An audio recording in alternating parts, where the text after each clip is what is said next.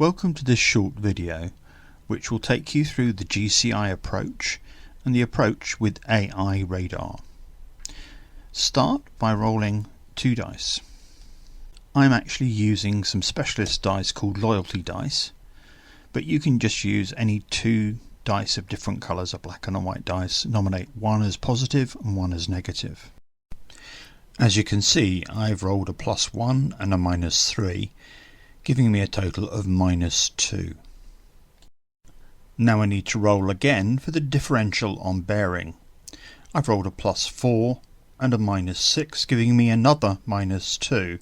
So I end up at -2 on altitude and -2 on bearing. The GCI has given us an approximate fix on the target and is now going to attempt to vector us in. It's at this point the player has a choice. You can either take a task 1 difficulty, or you can elect to take a higher difficulty to roll against your GCI skill.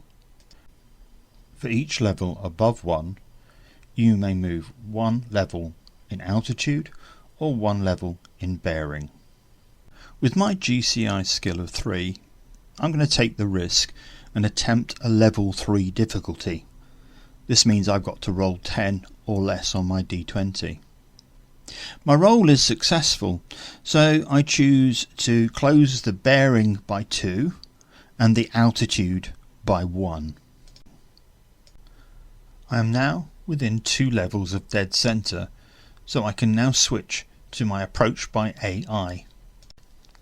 Now it's the turn of my AI operator to get me onto the target.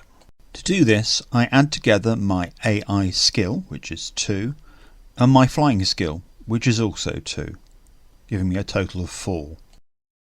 My target is a Heinkel 111 with an evade skill of 1.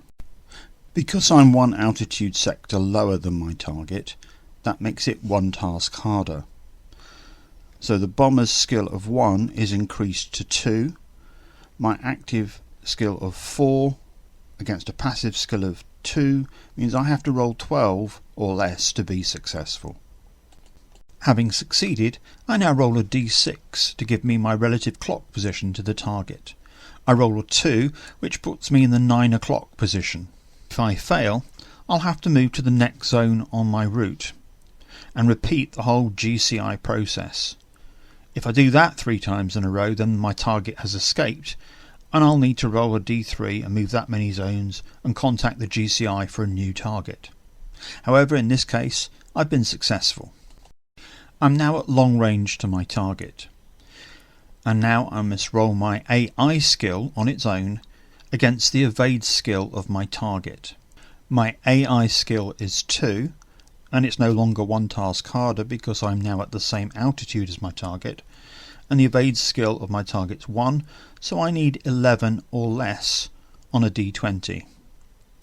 I'm successful, and I can choose to either close the range from long to medium, or to move from the 9 o'clock position to the 6 o'clock position, which is what I choose to do. To move from long range to medium range, I roll again against my AI skill of 2 and the bomber's evade skill of 1, and I need 11 or less again, and I'm successful. So I move to medium range. I'm now at medium range. To get to close range, I need to roll again my AI skill versus the evade skill of the bomber. So 11 or less will see me close the range from medium to close. I'm now at close range in the 6 o'clock position, but I now need to roll my spotting skill against the evade skill of the bomber before I can attack. That will be dealt with in the next video.